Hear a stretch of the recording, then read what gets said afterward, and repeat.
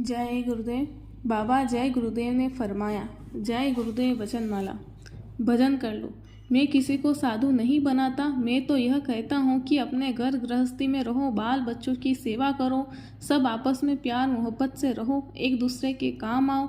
कोई भूखा प्यासा दरवाजे पर आ जाए, जाति पाति से कुछ मतलब नहीं, उसे रोटी खिला दो, उसे पानी पिला दो। यह तुम्हारा धर्म है, कर्तव्य है, इससे पुण्य संचित होगा। आए गए का सत्कार करने के बाद जब घर का कोई काम न हो तो 1 घंटा 2 घंटा भगवान का भजन कर लो। यही संपत्ति तुम्हारे साथ जाएगी, तुम्हारी मदद करेगी। भगवान के भजन के लिए ही यह शरीर मिला था। भजन न किया तो जीवन निरर्थक बीत जाएगा। किसी ग्रंथ में नहीं लिखा शराब पीना, मांस खाना। देशवासियों, आप कुरान ले आओ, बाइबिल ले आओ, गीता रामायण ले आओ मेरे सामने और मुझे बताएं कि आप उसमें कहाँ लिखा है शराब पीना, कहाँ लिखा है हिंसा करना, कहाँ लिखा है लोगों को धोखा देना या चोरी करना, लूटपाट करना। शक्तियों ने कभी नहीं बताया, सबने प्यार मोहब्बत दया रहम की बात कही। काले धन को सफ़ेद कर दो। ब्लैक मनी यानी काले धन को 100 वर्षों के लिए सफ़ेद कर देना चाहिए। ऐसा कानून बना दे कि कोई भी सरकार आए पर 100 वर्षों तक इसको बदल न पाए। भारत की अर्थव्यवस्था ठीक हो जाएगी। लक्ष्य पर डटे रहो। सत्संगियों, कोई क्या करता है, कैसे रहता है, इससे तुम्हें क्या मतलब।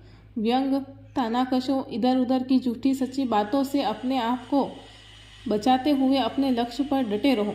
फरवरी 1973।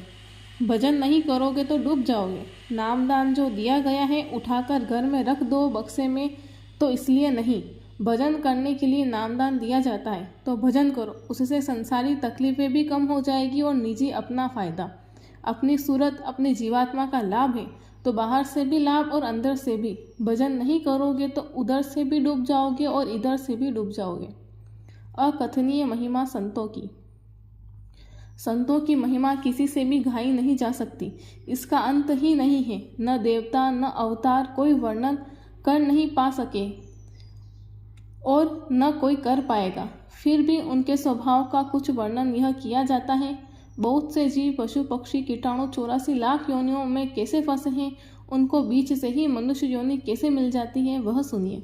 संतों के जिस धूल पर पैर पड़ जाते हैं, उसको चाट लेने से, उसके छू जाने से, उस पर घास फूस पेड़ पैदा हो जाने से और वह जीवों के खा लेने पर संतों के शरीर का स्पर्श हो जाने से, छू जाने से, संत जिसका दूध सेवन कर ले, जिसको छू ले, जिस पर सवार हो ले, यहाँ तक कि जिस सवारी में संत बैठे हो और उस गाड़ी को घोड़ा कोई खींचता हो, वह तक डायरेक्ट यानी सीधा मौजूदा शरीर से मनुष्य शरीर में चला जाता है।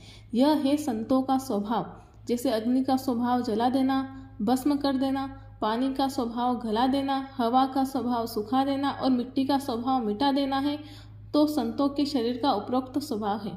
13 दिसंबर 1964। धीरज रखो, रास्ता निकल जाएगा। अभी सत्संग सुनाया नहीं गया है, अभी तो सत्संग की भूमिका बनाई जा रही है। अब जो हमने उसमें और चीज़ों को रखा है, उसमें लोगों की समस्याओं का समाधान हो जाएगा। आप धीरज रखो तो रास्ता निकल जाएगा। जो ज्ञानी महात्मा हैं, उन्होंने समय के मुताबिक ही काम किया, वह समय से विरोध नहीं करते हैं। यह समय प्रजातंत्र का है, इसलिए इसमें इसी के अनुसार काम होना चाहिए। जय गुरुदेव।